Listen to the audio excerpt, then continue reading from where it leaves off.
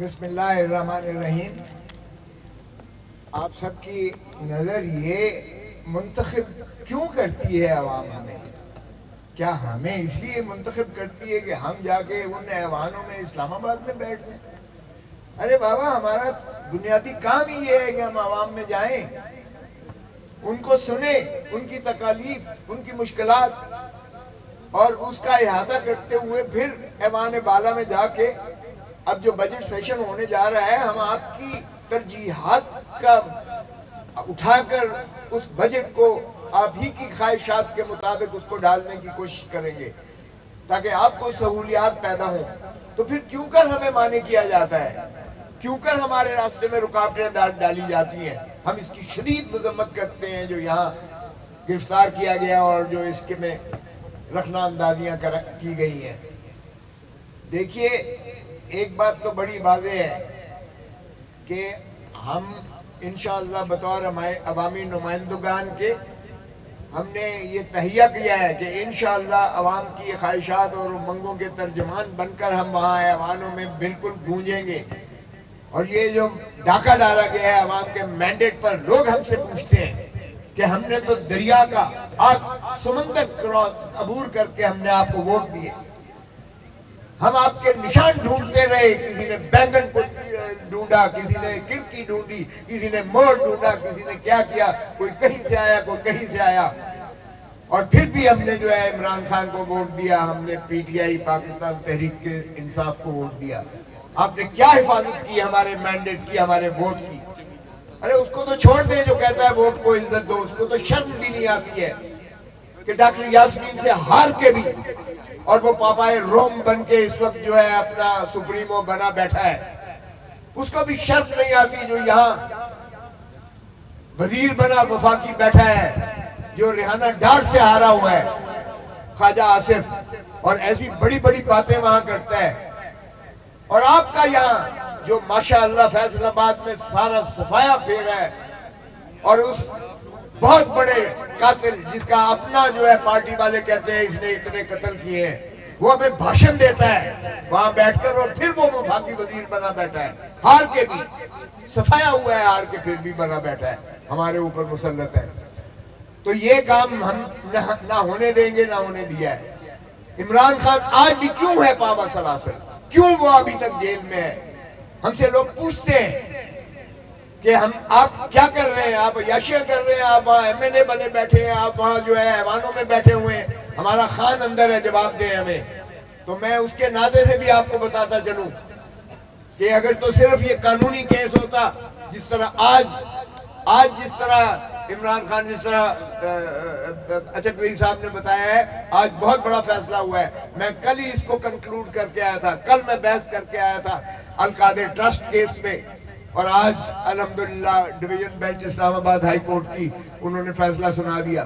اور دیکھیں، یہ وہ کیس ہے جس میں کہتے تھے یہ پاکستان کی سب سے بڑی ڈکیتی ہے، 190 ملین پاؤنڈ جو ہے یہ کھا گیا، فلان کر گیا، یہ کر گیا. اب ڈوب مرو شرم کے اس پیالی میں، منہ ڈال کے ڈوب مرو. نواز شریف جو تم کہتے تھے 190 ملین پاؤنڈ کھا گیا ہے، انہوں نے کہا ایک ڈھیلا نہیں کھایا اس میں سے، ایک ڈھیلا نہیں کھایا گیا اس میں سے. یہ ثابت کر کے ہم آئے تھے. 190 ملین پاؤنڈ وہ نیشنل کرائم ایجنسی برطانیہ نے پتہ ہے کس کھاتے میں ضبط کیا تھا؟ حسن نواز شریف کے بیٹے نے. ون ہائیڈ پارک پیلس جو دنیا کی سب سے امیر یعنی مہنگی ترین وہ جگہ ہے، نواز شریف کے بیٹے حسن نواز نے 50 ارب روپے میں ملک ریاض کو بیچی. ملک ریاض کو حسن نواز شریف کے بیٹے نے بیچی، جس کو سسپیشس ٹرانزیکشن کر کے، اور نیشنل کرائم ایجنسی نے جس پر جو ہے تفتیش شروع کی، اور پھر وہ اکاؤنٹ جو ہے فریز کیا گیا.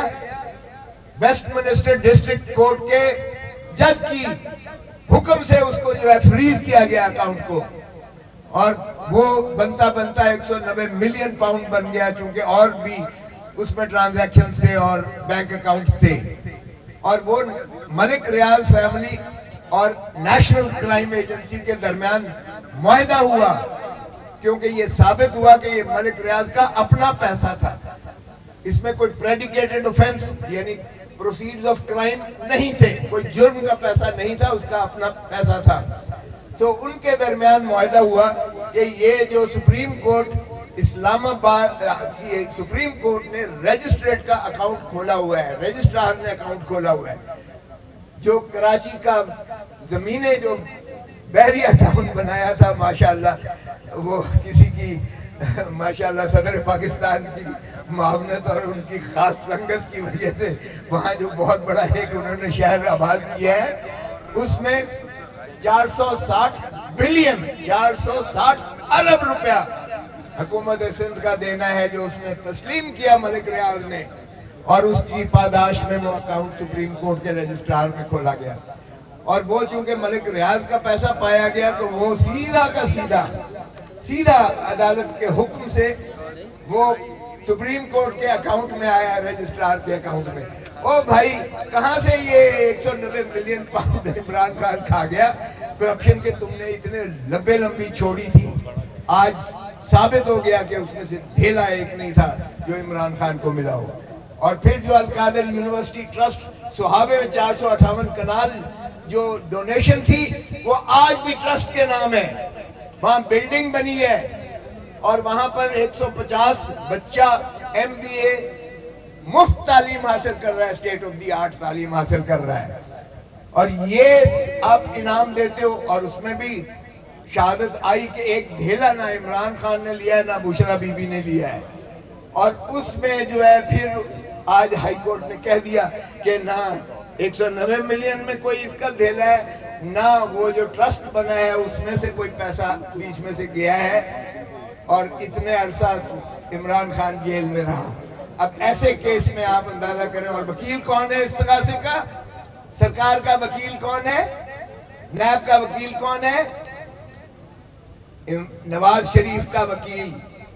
آپ اندازہ کریں کہ نواز شریف کا جو ذاتی وکیل ہے جس نے انہیں اپیل میں بری کرایا ہے، جو لندن میں ساتھ بیٹھا ہوتا ہے، امجد پرویز، وہ سرکار کا وکیل ہے، وہ نیب کا وکیل ہے، جس نے 3 مہینے ہمیں خجل خوار کیا اس بیل میں، تاریخیں لے کر کیا. یہ ایک کیس ہے جس میں ہو گئی ہے. لوگ ہم سے پوچھتے ہیں، دوسرے بھی میں مختصر 2 بتاتا چلوں. سائفر کا کیس میں کہتا ہوں 25 کروڑ عوام کی غیرت اور حمیت کا جنازہ نکالنے کے مترادف ہے، جس میں عمران کو اندر کیا ہوا ہے. او بھائی اس کی مماثلت دیکھ لیں کہ بھٹو نے جب ایٹم بم بنایا تھا تو ہینری کسنگر نے اسے دھمکی دی تھی کہ ایٹم بم بنانا بند کرو ورنہ تمہیں عبرت کا نشان بنائیں گے. اور بھٹو نے وہ مراسلہ جو ہے، وہ سائفر جو ہے، راجہ بازار راولپنڈی میں لہرایا تھا اور پاکستان کے عوام کو دکھایا تھا کہ یہ ہے.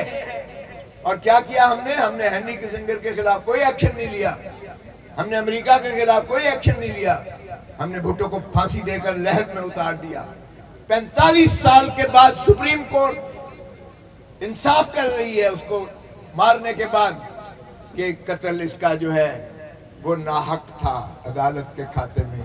45 سال کے بعد شرم آنی چاہیے ایسی عدالتی انصاف کو، نظام عدل کو. عمران خان جب میرے پاس آیا تھا، میرے گھر میں گولیاں برسائی گئیں، میرا ڈرائیور زخمی ہوا میری گاڑی میں. عمران خان مجھے پوچھنے آیا تھا کہ آپ خیریت سے ہیں؟ وہاں اس نے کہا کہ کوئٹہ میں رزاق شر کا قتل ہوتا ہے، اور یہ PS to PM جو آج جو ہے انفارمیشن منسٹر ہے، وہ سارے چینل پر چھا کر کہتا ہے عمران نے قتل کرایا ہے، اس کو پھانسی دو. تو عمران خان نے کہا کہ میرے سارے وکیلوں نے کہا ہے اس کو کھوسا ہی کر سکتا ہے، تو آپ مہربانی کریں میرا کیس قبول کریں.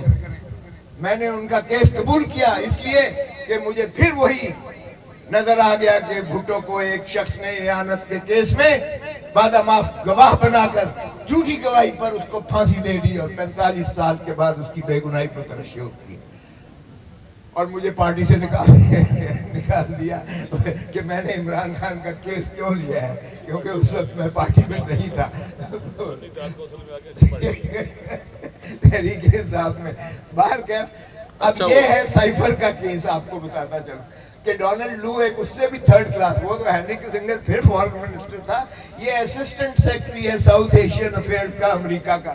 یہ اسد مجید ہمارے ایمبیسڈر کو کہتا ہے کہ عمران خان کو جو ہے اگر عدم اعتماد کے ذریعے چلتا کرو گے پرائم منسٹر عمران خان کو تو امریکہ تمہیں معاف کر دے گا ورنہ تمہیں نتائج بھگتنے پڑیں گے.